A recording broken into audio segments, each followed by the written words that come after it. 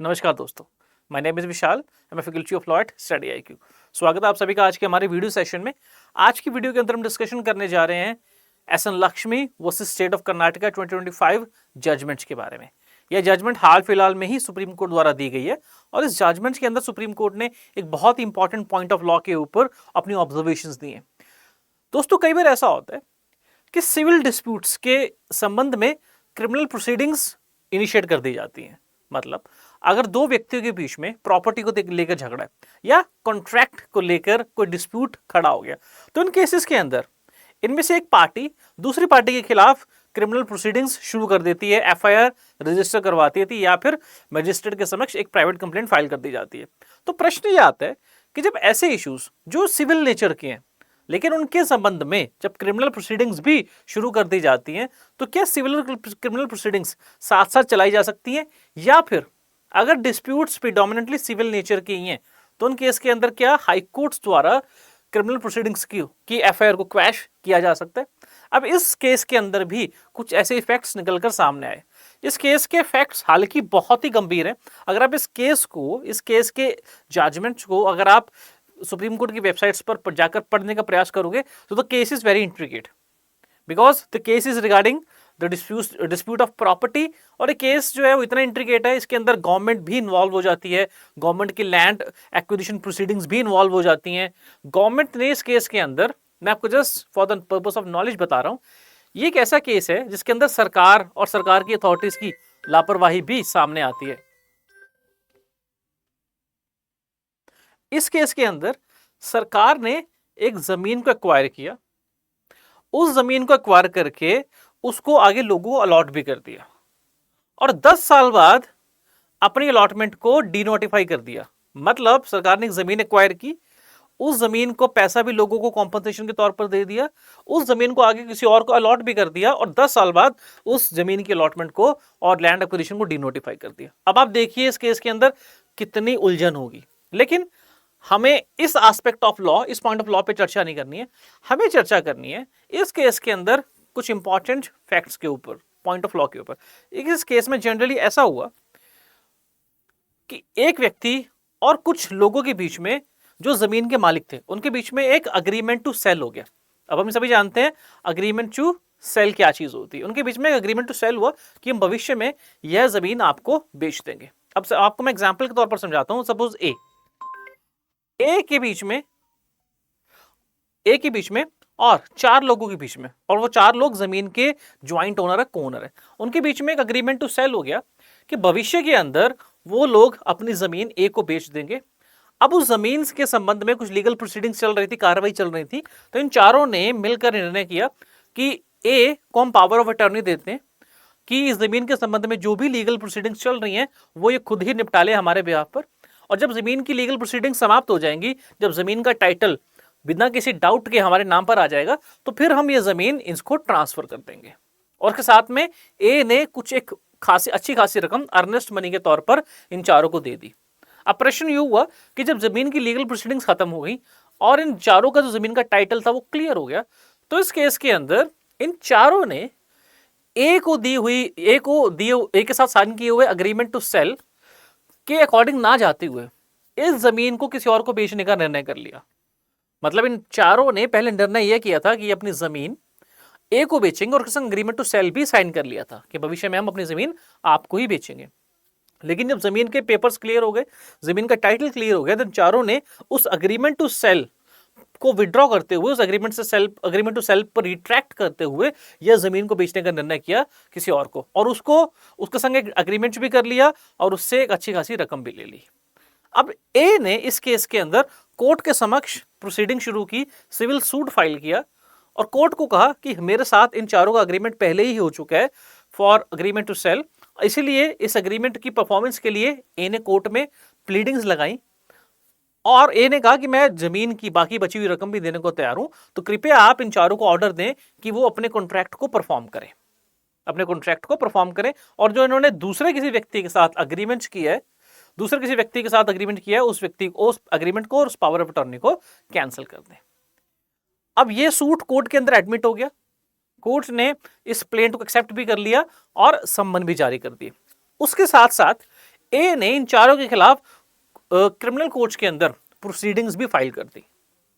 ए ने इन चारों के खिलाफ क्रोध में आके प्रोसीडिंग्स भी इनिशिएट कर दी और इन चारों के ऊपर सेक्शन 406 ऑफ आईपीसी, बिकॉज ये केस जो है वो बीएनएस के आने से पहले का है, 406 of IPC that is criminal breach of trust, 420 IPC that is cheating and fraudulently inducing someone to deliver a property के तहत एफआईआर भी रजिस्टर करवा दी।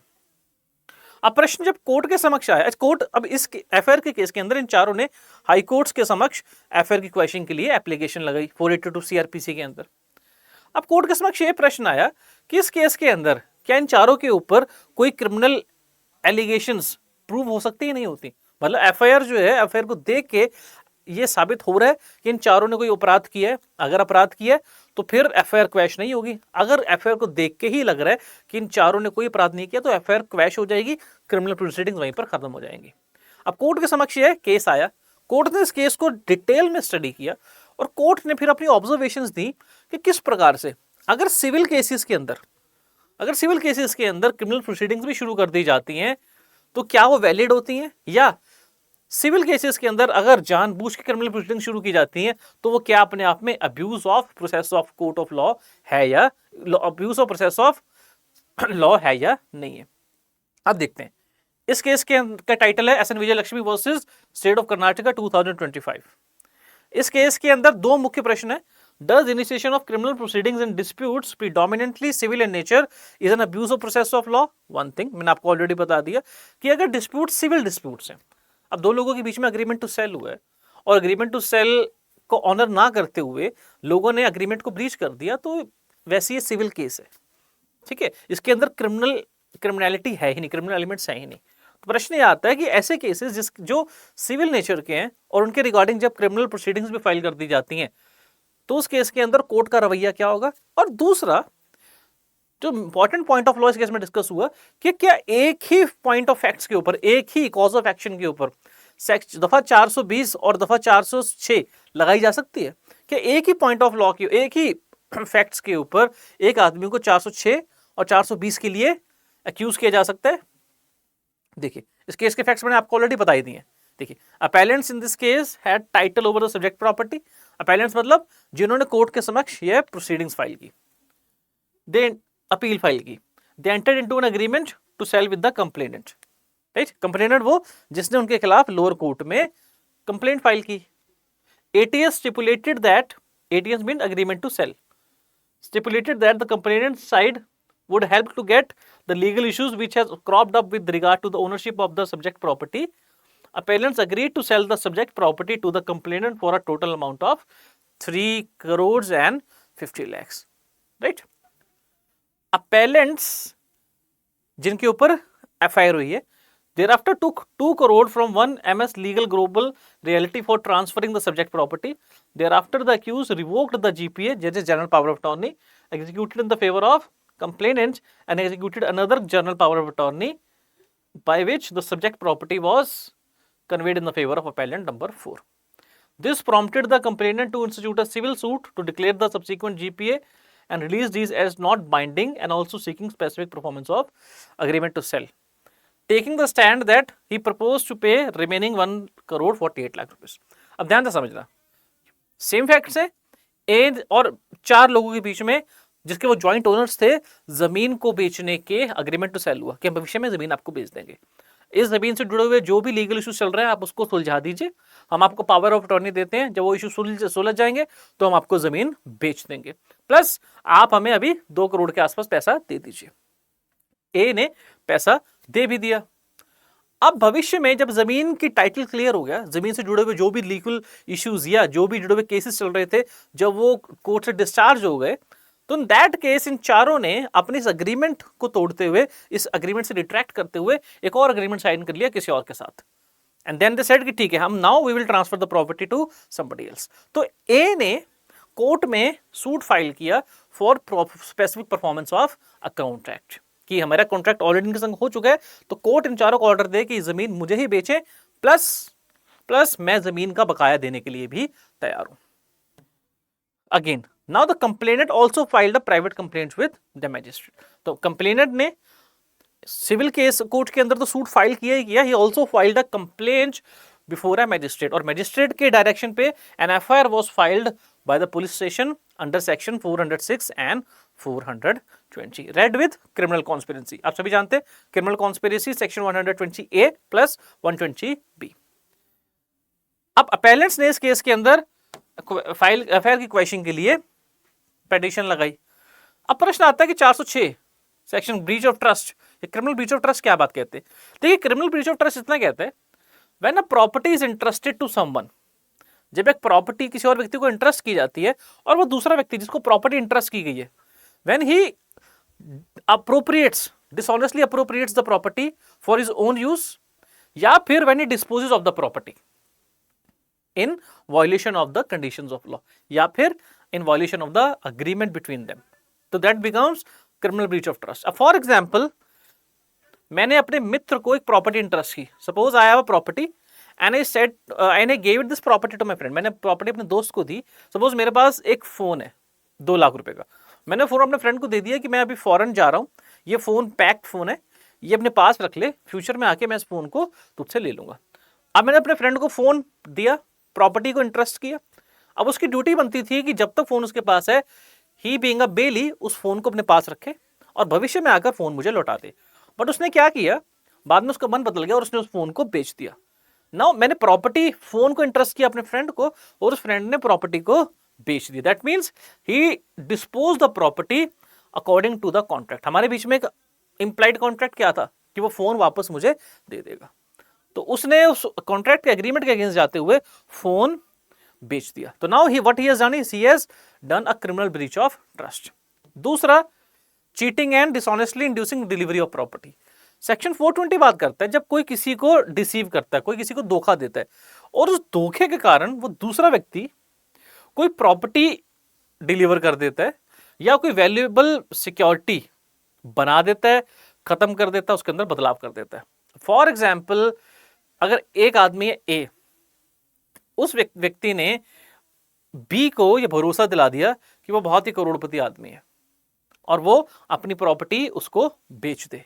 अब बी ने उसके झूठे वादे के आधार पर एक प्रॉपर्टी ए के नाम कर दी, राइट, ए के नाम को प्रॉपर्टी कर दी और बाद में पता लगा कि ए जो है वो तो ही वॉज जस्ट अ पेटी मैन, उसके पास कोई ऐसी खास प्रॉपर्टी नहीं है। तो बी ने ए के नाम प्रॉपर्टी इस आधार पर की थी कि फ्यूचर के अंदर ए उस प्रॉपर्टी से जो भी पैसा या जो भी आगे वी कैन से प्रॉफिट्स कमाएगा उसका एक हिस्सा बी को देगा। लेकिन बी ने जब प्रॉपर्टी ए के नाम करी, पता लगा कि ए तो ही वाज जस्ट अ पेटी man who does not have any business, उसने धोखाधड़ी करके बी से प्रॉपर्टी अपने नाम पर करवा ली। So this is called as cheating. जब एक आदमी दूसरे आदमी को धोखा देता है, when he deceives that person and by that deception induces him to deliver a property, उसको बोलते हैं cheating and dishonestly inducing delivery of property।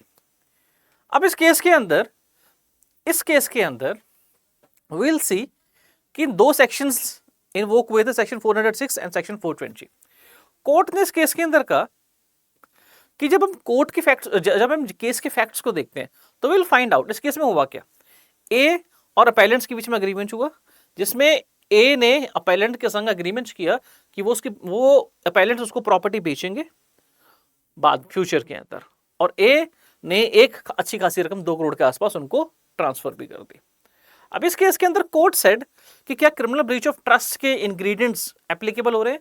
Criminal breach of trust क्या होता है कि जब एक व्यक्ति दूसरे व्यक्ति को अपनी प्रॉपर्टी इंटरेस्ट करता है और वो दूसरा व्यक्ति उस प्रॉपर्टी को डिस्पोज ऑफ कर देता है according to the direction of law और according to the contract between them. तो यहां पर इस केस के अंदर जो कंप्लेनेंट है उसने कोई प्रॉपर्टी अपेलेंट्स को डिलीवर ही नहीं की, उसने कोई प्रॉपर्टी थोड़ी डिलीवर की है, उसने सिर्फ कॉन्ट्रैक्ट किया था कि भविष्य के अंदर आप मुझे प्रॉपर्टी इतने दाम पर बेच देंगे। तो कोर्ट सेड कि जब प्रॉपर्टी डिलीवर ही नहीं हुई, प्रॉपर्टी इंटरेस्ट ही नहीं हुई, so in that case criminal breach of trust का सेक्शन इस केस के अंदर इन्वोक ही नहीं होता। इस केस के अंदर दूर दूर तक द प्रिंसिपल ऑफ और the offence of criminal breach of trust invoke नहीं होता, क्योंकि क्रिमिनल ब्रीच ऑफ ट्रस्ट तभी इन्वोक होता है जब एक आदमी दूसरे को अपनी प्रॉपर्टी इंटरेस्ट करे और वो दूसरा आदमी उस प्रॉपर्टी को डिस्पोज ऑफ करते अपने खुद के फायदे के लिए या अपने खुद के फायदे के लिए यूज करे। यहां पर कंप्लेनेंट ने कोई प्रॉपर्टी डिलीवर ही नहीं की, कोई प्रॉपर्टी इंटरेस्ट ही नहीं की अपेलेंट को, तो criminal breach of trust invoke ही नहीं होता।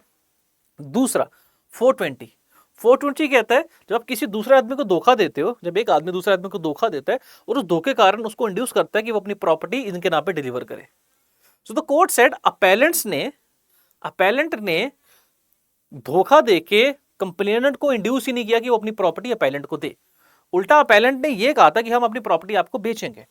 अपेलेंट ने कंप्लेनेंट को कोई धोखा देके उसकी प्रॉपर्टी अपने नाम पर डिलीवर नहीं करवाई।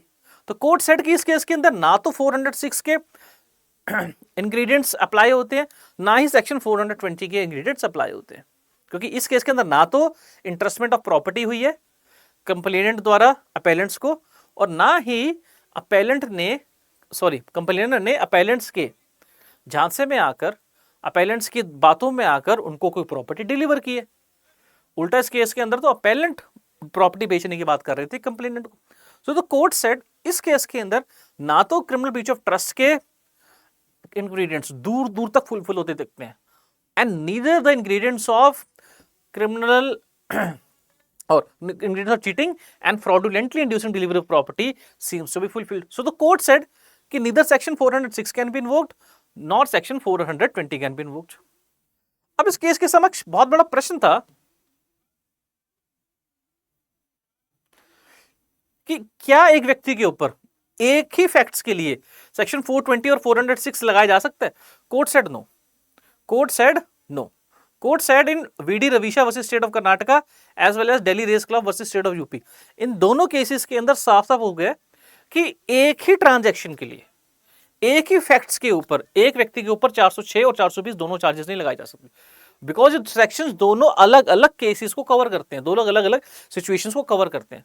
Section 406 talks about entrustment of property, जब एक आदमी अपनी प्रॉपर्टी दूसरे को दे और दूसरा आदमी प्रॉपर्टी को डिस्पोज ऑफ कर दे, बेच दे, यूज कर ले अपने फायदे के लिए। सेक्शन 420 टॉक्स अबाउट जब एक आदमी दूसरे को धोखा देके उससे प्रॉपर्टी अपने नाम पे डिलीवर करवाए। सो एक केस के अंदर इंटरेस्टमेंट ऑफ प्रॉपर्टी है, दूसरे केस के अंदर इंड्यूसिंग डिलीवरी ऑफ प्रॉपर्टी है, तो एक ही फैक्ट्स के ऊपर एक आदमी के ऊपर दो चार्जेस नहीं लगते, they are mutually exclusive. So court in V D Ravisha versus state of Karnataka plus Delhi race club versus state of UP, court ने साफ साफ कर दिया, and this is a very important point of law, कि एक ही ट्रांजैक्शंस के ऊपर on a single person two charges section 420 and 406 can not be imposed.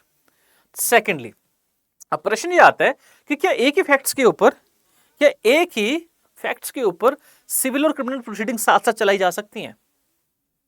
Civil और क्रिमिनल प्रोसीडिंग साथ साथ चलाई जा सकती हैं या नहीं? फॉर एग्जांपल जैसे डेफेमेशन हो गया, defamation is also a criminal wrong, it is also a civil wrong taught.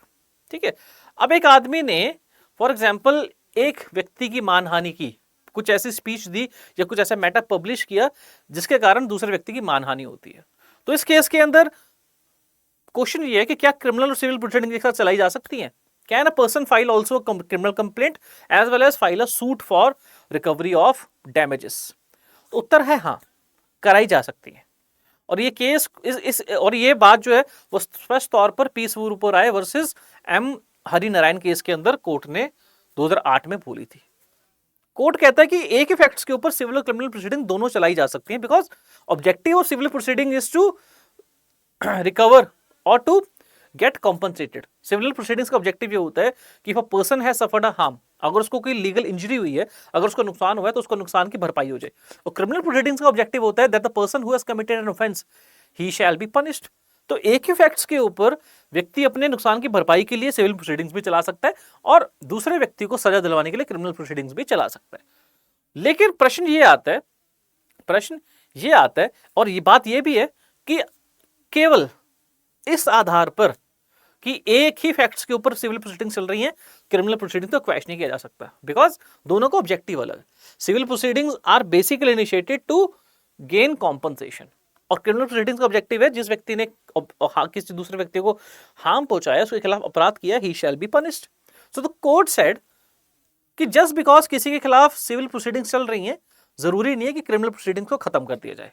अगर केस ऐसा है जिसके अंदर अपराध होता हुआ दिख रहा है, जिसके अंदर ऑफेंस होता हुआ दिख रहा है, तो क्रिमिनल प्रोसीडिंग्स भी चलाई जा सकती हैं और सिविल प्रोसीडिंग्स भी चलाई जा सकती हैं। ये देखिए,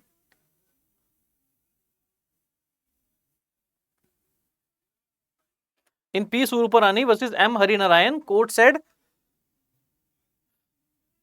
a civil remedy has already been availed of by a complainant ipso facto is not a ground to quash an FIR. अब प्रश्न ये आता है कि किन केसेस के अंदर अगर सिविल प्रोसीडिंग्स चल रही हैं तो क्रिमिनल प्रोसीडिंग्स नहीं चल सकती। आंसर है उन केसेस के अंदर जिन केसेस के अंदर फैक्ट्स के आधार पर कोई क्राइम होता हुआ नहीं दिख रहा है, जैसे इस केस के अंदर। और ये बात Paramjeet Batra versus state of Uttarakhand में स्पष्ट तौर पर कही गई है। कोर्ट सेड कि अब जनरली ऐसा ही होता है कि सिविल डिस्प्यूट्स होते हैं, सिविल डिस्प्यूट्स को जानबूझ के क्रिमिनल कलर दे दिया जाता है so that the person can be punish through law, right. Court said कि अगर किसी केस के अंदर सिविल और क्रिमिनल प्रोसीडिंग दोनों फाइल हो रखी हैं तो ये जरूरी है देखना कि वो फैक्ट्स ऑफेंस की कमीशन को दर्शाते हो। दैट मीन्स अगर फैक्ट्स को देखकर कोर्ट को लग रहा है कि हाँ कहीं ना कहीं कोई अपराध हुआ है, so in that case criminal proceedings can be run simultaneously with civil proceedings. मतलब कोर्ट जो है उसको दिख रहा हो कि कहीं ना कहीं फैक्ट्स के अंदर एलिमेंट ऑफ क्रिमिनलिटी है। फॉर एग्जाम्पल अगर एक व्यक्ति ने किसी व्यक्ति को डिफेम, किसी व्यक्ति का मानहानि करने की इंटेंशन से ही उस व्यक्ति के खिलाफ टेलीविजन पे स्पीच दी जिसके कारण उस व्यक्ति की रेपुटेशन डाउन हुई और वो बात झूठी थी, सच भी नहीं थी, so in that case criminal proceedings भी चलाई जा सकती हैं और सिविल प्रोसीडिंग्स भी चलाई जा सकती हैं, बिकॉज फैक्ट्स ये दिखा रहे हैं कि इस व्यक्ति ने जानबूझ के with an intention to defame that person has given a speech and defame the person. लेकिन किसी केस के अंदर जब फैक्ट्स को देखकर ये लग रहा है कि इस केस के अंदर कोई अपराध घटित ही नहीं हुआ, the proceedings are only civil proceedings, so in that case it is essential कि कोर्ट क्रिमिनल प्रोसीडिंग्स को क्वैश कर दे, खत्म कर दे, राइट। बिकॉज अगर सिविल और क्रिमिनल प्रोसीडिंग एक साथ चलती रहेंगी और फैक्ट्स ये दर्शा रहे हैं कि इस केस के अंदर कोई क्राइम हुआ ही नहीं है, तो that would be an abuse of process of law. ये देखिए Paramjeet Batra versus state of Uttarakhand के अंदर कोर्ट ने यही कहा, a complaint disclosing civil transactions may also have a criminal texture, but the High Court must see whether a dispute which is essentially of a civil nature is given a cloak of criminal offense. In such a situation, if a civil remedy is available, the High Court should not hesitate to quash the criminal proceeding. तो court ने समक्ष कहा कि कई बार ऐसा होता है civil disputes के अंदर क्रिमिनल नेचर भी होता है, ठीक है। फॉर एग्जाम्पल दो लोग हैं, उनके बीच में कॉन्ट्रैक्ट हुआ, अब जो एक व्यक्ति ने कॉन्ट्रैक्ट को ब्रीच किया तो ये सिविल केस है, लेकिन पता लगता है देख के कि उसका उद्देश्य ही शुरू से कॉन्ट्रैक्ट को ब्रीच करना था और दूसरे आदमी के संग फ्रॉड करना था, तो कहीं ना कहीं फ्रॉड के एलिमेंट भी साफ बीच में आ रहे हैं। तो फ्रॉड क्रिमिनल ऑफेंस है और फ्रॉड और चीटिंग क्रिमिनल ऑफेंस है और कॉन्ट्रैक्ट को ब्रीच करना सिविल रॉन्ग है। So in that case court said कि हो सकता है कि अगर किसी केस के अंदर सिविल ट्रांजैक्शन में क्रिमिनल नेचर भी दिख रहा हो तो क्रिमिनल प्रोसीडिंग भी चल सकती है, लेकिन अगर फैक्ट्स को देख के ही समझ आ रहा है कि there is no criminal proceedings, कोई क्रिमिनल प्रोसीडिंग्स का आधार ही नहीं है, फैक्ट सिर्फ सिविल रॉन्ग ही कमिट होता हुआ दिखा रहे हैं, सो इन दैट केस जरूरी नहीं है कि क्रिमिनल प्रोसीडिंग्स को चलाया जाए, the court can quash criminal proceedings. तो जैसे इस केस के अंदर हुआ, इस केस के अंदर दो पार्टीज के बीच में, फॉर एग्जांपल मैं अगर आपको साधारण तौर पर समझाने के लिए बताऊं तो दो पार्टीज के बीच में एक प्रकार का अग्रीमेंट हुआ, अग्रीमेंट टू सेल। दूसरी पार्टी ने अग्रीमेंट टू सेल ऑनर नहीं किया, उसको वायलेट किया और प्रॉपर्टी को बेचने का निर्णय किया किसी और को। अब इस केस के अंदर द अप्रोप्रिएट रेमेडी वाज, सही रेमेडी ये थी कि जो इस केस के अंदर जो पर्सन हुआ सफर्ड इंजरी, जो कंप्लेनेंट है वो सिविल सूट फाइल करे और सिविल सूट के थ्रू उन दूसरी पार्टी को कोर्ट के थ्रू ये ऑर्डर दिलवाए कि वो अपने कॉन्ट्रैक्ट को परफॉर्म करें अंडर स्पेसिफिक रिलीफ एक्ट। लेकिन इस केस के अंदर इसने सिविल सूट तो फाइल किया गया, साथ में क्रिमिनल प्रोसीडिंग्स भी शुरू कर दी। सो द कोर्ट सेड कि इस केस के अंदर क्रिमिनल प्रोसीडिंग्स दिखती ही नहीं है, बिकॉज ना तो सेक्शन 406 आ रहा है ना ही सेक्शन 420 आ रहा है, ना ही उस केस के अंदर ब्रीच ऑफ ट्रस्ट हुआ है क्योंकि अपेलेंट ने या अक्यूज ने कंप्लेनेंट को कोई प्रॉपर्टी कंप्लेनेंट ने अक्यूज को कोई प्रॉपर्टी दी ही नहीं। दूसरे केस के अंदर ना ही कंप्लेनेंट अक्यूज ने कंप्लेनेंट को किसी प्रकार के धोखा देके उससे कोई प्रॉपर्टी अपने नाम पे डिलीवर करवाई थी, तो ना ही 406 इन्वोक हो रहा है ना ही 420 इन्वोक हो रहा है। तो the court said the FIR shall be quash, court ने एफआईआर को क्वैश कर दिया और कोर्ट सेड कि सिविल केस के अंदर जो सिविल सूट के अंदर जो भी डिसीजन आएगा that will be the ultimate decision of this case. तो आज की वीडियो के अंदर दोस्तों हमने समझा, it was a bit technical video. ये टेक्निकल वीडियो थी क्योंकि इसके अंदर हमने 406 और 420 IPC, criminal breach of trust और चीटिंग के इंग्रेडिएंट्स को भी समझा।